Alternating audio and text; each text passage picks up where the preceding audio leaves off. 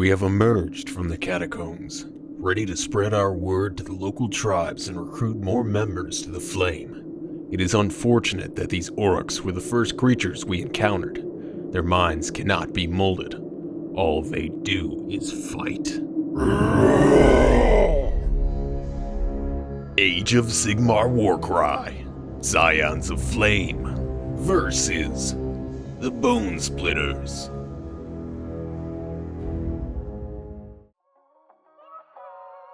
Hello folks, welcome to another good old Warcry battle report. Today I wanted to try out the Scions of Flame above ground in a standard game of Warcry, but they will definitely be tested because these Bonesplitterz are practically not happy, pretty much all the time, and they want to start running around causing a big old ruckus.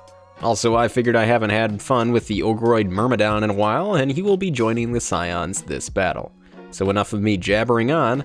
Let's introduce the armies and then flip some cards to see what is in store for this combat. For the Scions and the Hammer, we have the Inferno Priest and the Immolator. In the Shield, we have the Blazing Lord Leader and the always terrifying Ogroid Myrmidon. And in the Dagger, we have a pair of Fireborns, one of them arming herself with a Kriss. For the Bonesplitterz, in the Hammer, we have two Savage Morboys and one of them is holding the big old totem. In the Shield, we have the Savage Morboy boss, another Morboy, and of course the final Green Boy holding a big totem.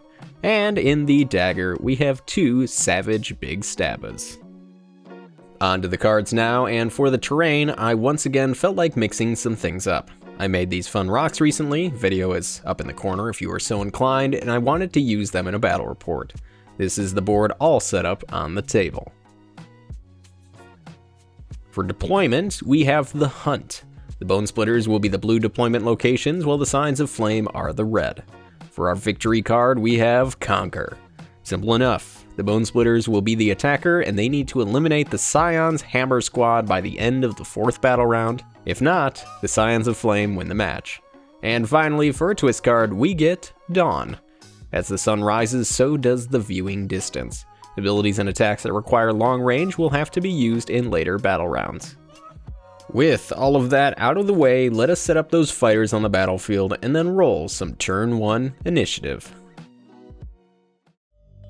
For the Scions, they end up rolling a triple and the rest of the dice are singles. For the Bonesplitterz, they get a double and a handful of singles. This means they have the initiative and they will make themselves a triple while the Scions of Flame will hold off spending their wild die this round. So, we begin turn 1 with the Bonesplitterz leader, who will use the triple Wah ability, giving his nearby allies a 3-inch bonus to their movement. This means him and the two pals next to him gain a 7-inch move. The Savage Morboy boss will then double move 14 inches as close to the Hammer Squad fighters as he can, and then end his turn. The Blazing Lord will toke it up and go next. His first action, he will move over and just get within his 2-inch attack range of the Morboy boss. The Lord will then attack in. Hitting on 3s here, the Bonesplitter leader ends up taking 8 damage.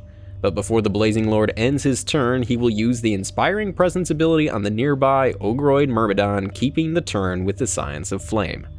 The Myrmidon will use its first action to move and get within his 2-inch spear range of the Auroch Totem Boy. The Ogroid pulls back his spear and plunges it forward. Hitting on 3s, the Myrmidon rolls so well with 16 total damage, the spear pierces the Auroch and he finds himself to become a dead dude. That will end the turn for the Scions of Flame. And we move on to the Savage Auroch with the speed boost. Now, it isn't like Aurochs to run away from a good fight, but this Auroch has a different fight in mind with the enemy Hammer Squad, and he will double move across the board towards the Scion fighters. After the big move, things will turn over to the Fireborn, who will just double move and head her 8 inches over to the Auroch that just ran like the Flash over to the Hammer Squad. She will end her turn in base contact with her enemy, and we pass things over to the pair of Aurochs in the corner of the battlefield. Now, for sake of time, we are just going to move both of these guys forward. They want to stick together, and I don't see an issue cheating a little bit here for a speedier game. I hope you all don't mind as we end the round for the Bonesplitterz. We turn things over to the other Fireborn, who will copy his ally and run forward to aid in the protection of the Hammer Squad. Once the double move is finished, his turn will end there. The Immolator will go next and decide to go on the offensive, move up to the Savage Orruk, and then use its second action to spray some flames over the greenskin. Hitting on 3s, the Immolator rolls exceptionally well and is 1 damage off from killing the poor little Orruk. For the final activation of the round, the Inferno Priest will move up and get within 3 inches of the heavily damaged Orruk and fire a blast from range. Hitting on 4s, she manages a couple damage, which was enough to take out another greenskin fighter. Things are not going very well for the Bonesplitterz, and we end Battle Round 1.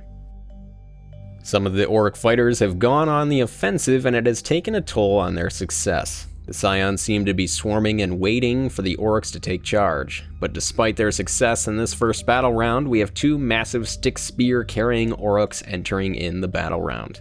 Without further ado, let's roll some round 2 initiative. For the Scions, they end up rolling a pair of doubles and a couple singles. For the Bonesplitterz, they end up getting a triple, a double, and a single.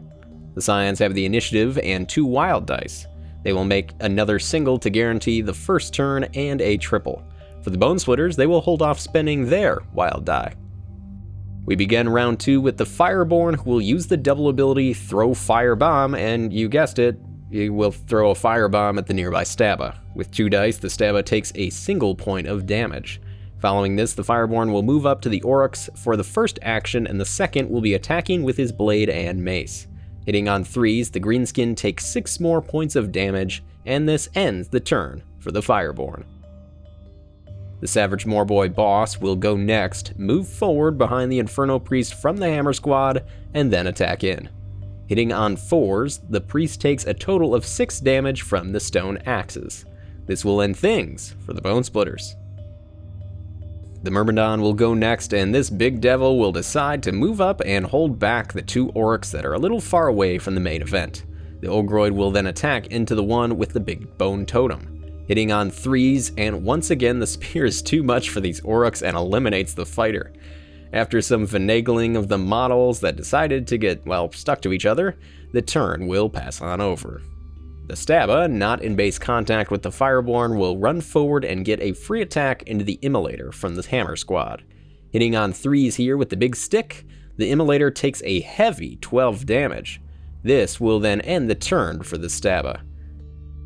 After being stabbed, the Immolator will go next and use the triple ability Inferno, and target the Stabba and the Moorboy boss to see if flames reach out and damage these foes. We will roll for the Stabba first, and on a 2, nothing happens. Then we roll for the leader, and once again the flames dance off the Orruk bodies. After this, the heavily damaged Immolator will disengage from the big Stabba and start moving away from the action, ending his turn.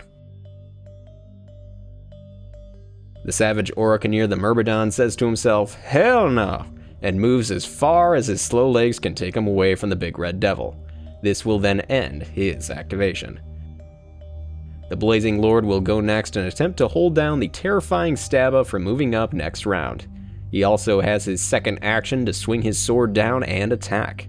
Hitting on 3s, the Lord deals a massive 18 damage to the pair of Orruks. After this attack, we move over to another Stabba who has yet to attack. This Orruk pair will use the Onslaught ability and attack into the Fireborn in front of him. Hitting on 3s here, the first attack deals minimal damage, but the second slams in more than enough to take out the Scion's fighter. To replace her ally, the other Fireborn will move up and take his place in the fight to hold off the Orruks. She also gets a chance to attack. Hitting on 4s, the Fireborn manages a solid 7 damage, taking the Stabba near half health, and this will then end her turn. The last activation of the round goes to the Inferno Priest, who is also injured and will disengage and move away from the action. The Scions have pedaled back a little bit here and are hoping next round will be a lot kinder to them. We end the Priest's turn and we end Battle Round 2. The Bonesplitterz lost some more bodies and took some damage, but they have also heavily damaged the Scion's Hammer Squad. I have a feeling the game may be determined in this next battle round. Let's roll some initiative. The Scions of Flame will roll first, and they end up getting a set of doubles and a couple singles. The Bonesplitterz will roll as well, and they end up getting the exact same thing. This will lead to a roll-off which the Bonesplitterz win. They have 2 wild dice to spend, but will only spend 1 to guarantee the first go, while the Scions will add a triple to their abilities. We will then start off with the Savage Orc, who will use the double charge ability and fly right over the heavily damaged Immolator. Once he is in range, the Orc will attack, hitting on 4s, and the first attack deals in plenty of damage to take out the first Hammer Squad member. 1 more to go.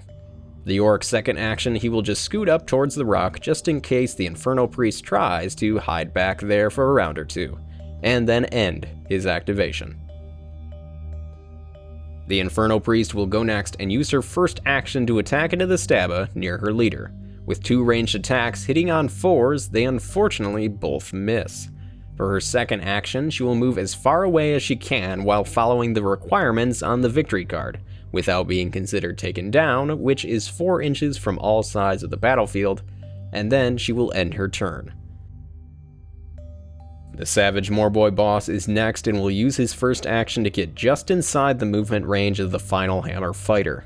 Once the Orc is up close, he will use the Onslaught ability to give himself 1 more attack and then swing his stone axes in, hitting on 4s, and the leader hits hard with a couple critical hits, and takes out the final Hammer Squad fighter.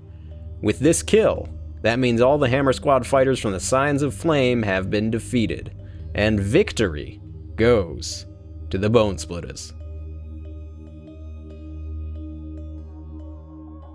I always enjoy a quick and fun bloodbath. It really seemed from the start that the Scions of Flame were going to win with ease, but with the introduction of the big Stabas coming in on the south side of the board, it limited the Scions' movement, and they were not quick enough to flee from the raiding Bonesplitterz.